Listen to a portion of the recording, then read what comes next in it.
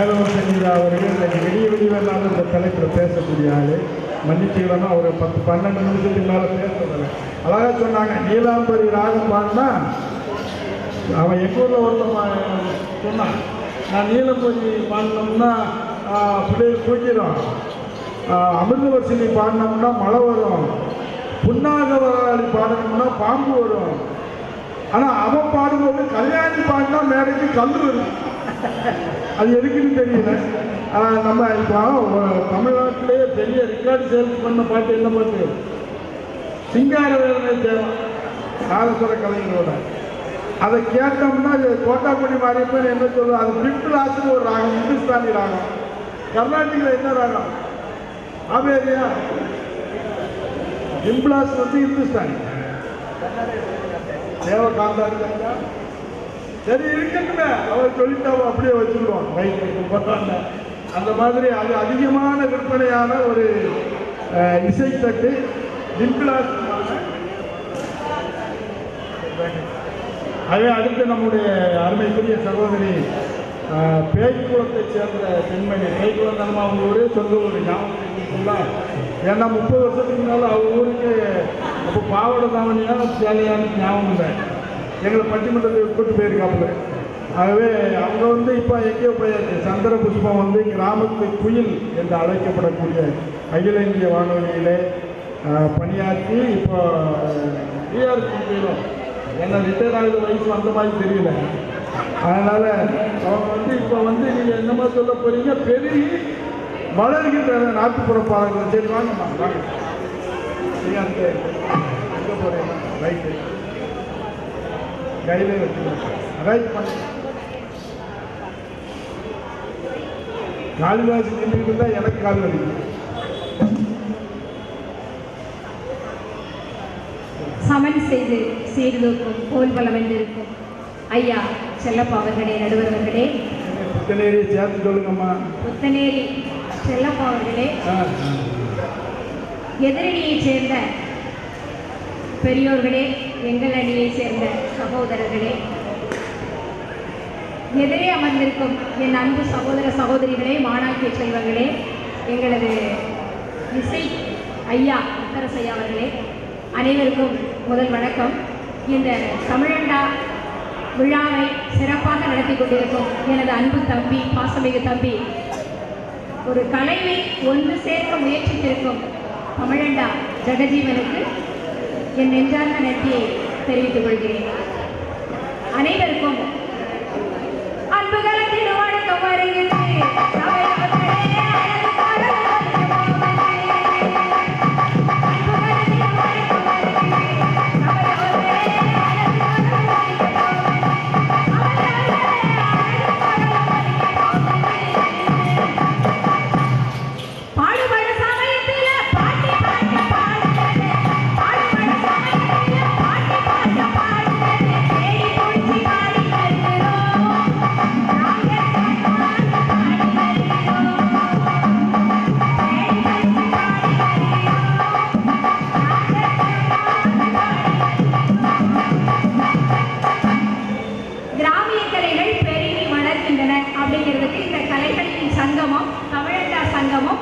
ஒரு முன்னுதாரணம்.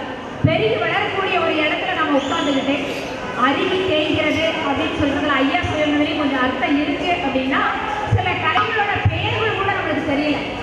ஆனா ஐயா நிறைய பாடல்லே சொல்லிட்டாங்க.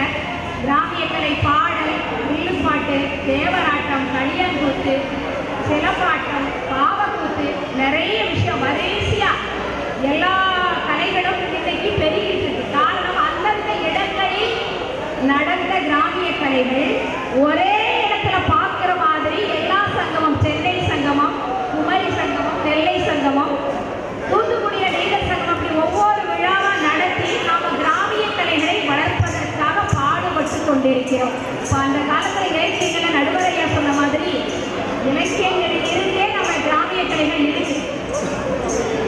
சிலப்பதிகாரத்தில் புறவை கூத்து அப்படின்னு ஒன்று, கூத்துக்கலை.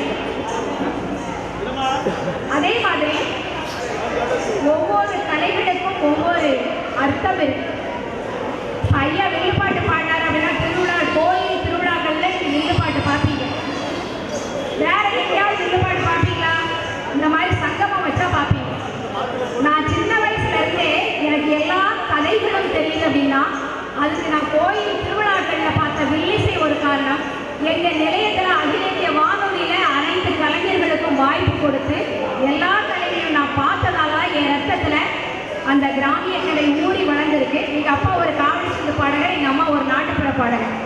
ஆக குலவிச்சை கல்லாமல் பாகம் படும் அப்படிங்கிறதுனால அந்த கலை வந்து எனக்கு அப்படியே அத்துப்படின்னு சொல்லலாம். இந்த நாட்டுப்புற கலைகள் ஏன் வந்துச்சு அப்படின்னா முதல்ல இலக்கியங்கள்ல இருக்கிறது, பக்தி இலக்கியங்கள் இருக்கிறது ஒரு பக்கம் இருந்தாலும் நம்முடைய உழைப்பின் களைப்பை போக்குவதற்காக வந்ததுதான் இந்த கலைகள். வயல்ல பாடுபடுறவங்க பாட்டு பாடிட்டே வேலை செஞ்சாங்க. ஆடி பாடி வேலை செஞ்ச அலுப்பு இருக்காது, அதில் ஆடு பண்ணம் சேராவிட்டா அழகு இருக்காதுன்னு சொல்லியிருக்காங்க. அதே மாதிரி கோயில் திருவிழாக்கள் எல்லா ஊர் மக்களையும் ஒரு சேர இணைத்து ஒரு கோயிலில் கொண்டு வந்தாதான் அங்கே கரகாட்டம் நீங்கள் எடுத்துக்கிட்டீங்கன்னா நம்மளுக்கு எடுத்தோன்னு வந்துடும். ஏன் வந்த நம்ம ஏன் வந்த என்ன வந்த சொன்ன வெள்ளம்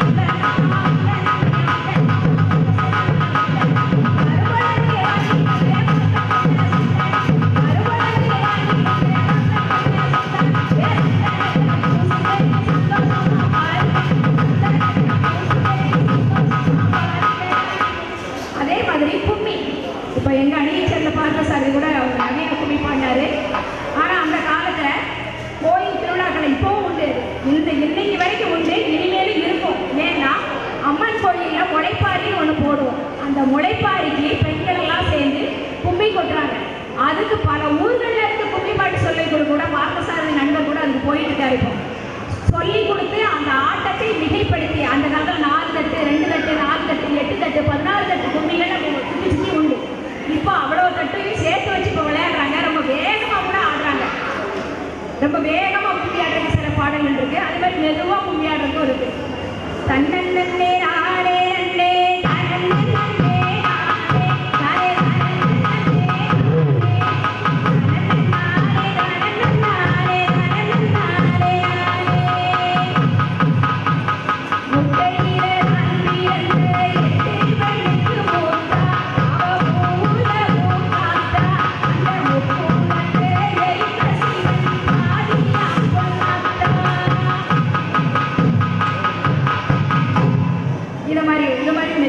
கும்மிகள் இருக்கு. அதே மாதிரி கொஞ்சம் வேகமாக போடுறது இப்போ நிறைய வந்துச்சு. சிலிக்க சிலிக்க வராளே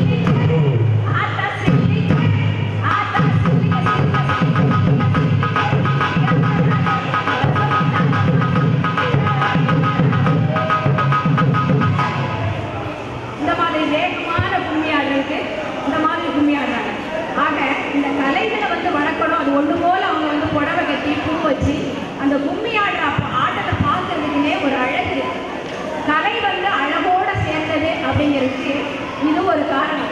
ஆக கிராமிய கலைகள் அருகலங்க பெருகிட்டுனா வளர்ந்து வந்துட்டே இருக்கு. ஒவ்வொரு இடங்கள்லையும் இந்த கலைகள் பெருகுது.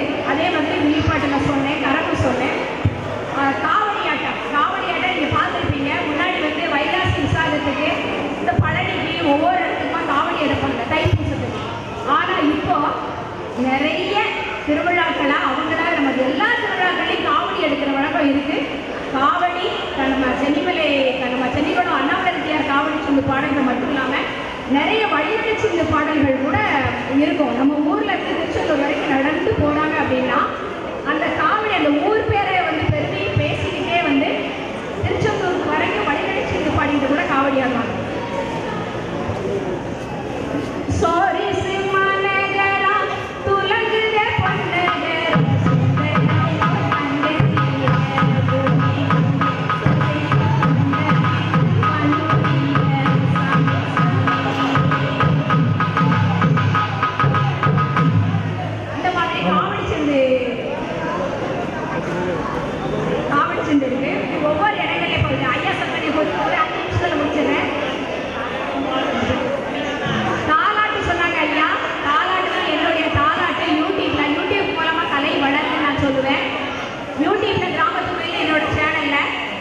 இந்த தாலாட்டு மட்டுமே 3.8 மில்லியனை தாண்டி போயிட்டு இருக்கு. அதனால கிராமிய கலைகளை நல்ல சமூக வலைதளங்கள் ஆனாலும் சரி, எல்லா இடங்கள்லையும் கிராமிய கலைகளை வளர்க்குறாங்க. திரைப்படங்கள்லையும் அந்த கிராமிய கலைகள் வளர்ந்துட்டு தான் இருக்கு. ஐயா பழைய பாட்டில் சொன்னாங்க, இதோட பாடி முடிச்ச ஒரே ஒரு பாடி மட்டும் பாடி முடிச்சேன்னு. ஏன்னா அடுத்தவங்களுக்கு பாடி கொடுத்துருக்காங்க. ஒரே ஒரு நிறைய சொல்லலை. வண்டியில வரும், வண்டியில வரும்,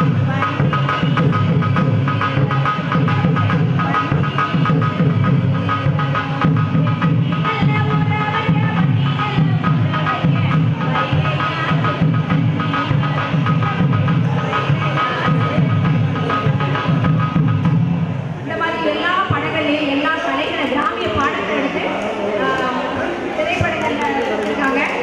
அதனால எல்லா கலைகளையுமே நம்ம இந்த சங்கமம் ஒவ்வொரு இடத்துலையும் கிராமிய கலைஞர்களை ஒன்று கூடி நிகழ்ச்சியில சங்கமம் அப்படின்னு ஒன்று வச்சாங்க அப்படின்னா எல்லா கலைகளும் வளரும். அதனால கிராமிய கலைகள் இன்னைக்கு வளர்ந்து கொண்டுதான் இருக்கிறது. அதை வந்து தானா பாடங்களுக்கு வழி கொடுக்காம எனக்கு என்னோட ஆசை என்னன்னா, கிராமிய கலைகள் அதாவது உண்மையான கிராமிய கலைஞர்கள் நிறைய பேர் இருக்கீங்க. அவங்களுக்கெல்லாம் அரசாங்க வாய்ப்பு கொடுத்துச்சு அப்படின்னா தான் இந்த கலைகள் வளரும். அப்படி அவங்களுக்கு பொருளாதாரம் வளரும். இல்லைன்னா இந்த கிராமிய கலைகள் வளரும். இன்னமும் 20 வில்லிசை கலைஞர்கள் பாட வேண்டியிருப்பதால் தங்களது நிகழ்ச்சிகளை மற்றவர்கள் கொடுத்தது போல கொஞ்சம் சீக்கிரமாக அவங்களுக்கு தரப்படி ஒரு பாடம் போட்டு கைப்பற்றுகிறோம். இன்னும் 20 கலை நிகழ்ச்சிகள் பாக்கி இருக்குது. ஏன்னா நீங்கள் ஒவ்வொரு தடவை குறைஞ்சேன்னு சொல்லும்போது நான் அரை மணி நேரம் கூட்டுவேன். ஞாபகம் வச்சுக்கிங்க பார்த்துக்கிட்டு.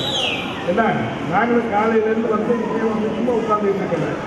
இல்லை அதை சொல்கிறது ஒரு நான் தான் சொல்கிறேன். 5 நிமிஷத்தை மட்டும் முடிச்சிடுறீங்க. நீங்கள் என்ன எங்களுக்கு தெரியாதா? நீங்கள்லாம் காத்திருக்குது.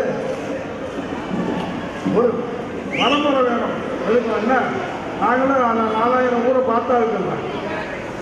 நான் வந்து தொடர்ந்து ரொம்ப அருமையாக நம்முடைய சந்திரபுஷ்பம் அவர் பேசினாங்க. அவங்க நிறைய விஷயங்களை கூத்துல சிலப்பதிகாரத்தில் மாதவி புறவை கூத்துலேருந்து ஆரம்பித்த கூத்து இதெல்லாம் சொல்லணும்னா நேரம் இல்லை தான், தெரிஞ்சது தான். அதே தொடர்ந்து நம்முடைய திப்பு பாரதி தேய்கிறது ரொம்ப குறைய பேசணுமா, நீ வழக்கமாக பேசுகிற மாதிரி பேசுறதுன்னா குறைச்சிக்கிறது.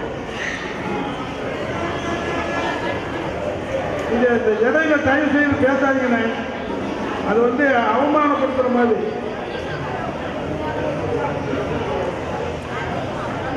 மலைத்துளி மலைத்துளி சங்கமம் உயிர்த்துளி உயிர்த்துளி சங்கமம் உடல் பொருளாகி எல்லாம் கலைஞர் சங்கமம். மலைத்துளி மலைத்துளி மண்ணில் சங்கமம் உயிர்த்துளி உயிர்த்துளி பாதி சங்கமம் உடல் பொருளாகி எல்லாம் கலைஞர் சங்கமம். ஆடாத கண்ணால் பாவம் ஆடாம ஆட்டிருச்சவன் என் காலுக்கு சரணிட்ட உங்க காலடிக்கு முதல் வணக்கம். என் கால் நடமாடுமையா அது நிற்காது ஒரு போதும். நீங்க உண்டு உண்டு என்ற போதும் அதை இல்லை இல்லை என்ற போதும் என்னை ஆட்டிய பாதம் அது நிற்காது ஒரு போதும். வில்லுக்கு விஜயன், சொல்லுக்கு அகத்தியன், மண்ணுக்கு பீமன், தமிழனுக்கு தமிழண்டா கலை சங்கம் என்ற பெருமைக்குரிய நாட்டுப்புற கலைஞர்களுக்கு என்னுடைய மகத்தான சிறப்பான பணிவான வணக்கங்கள். 5-10 நம்ம கலைஞர்கள் தாங்க நம்ம கிடைச்ச சொத்து. தூத்துக்குடி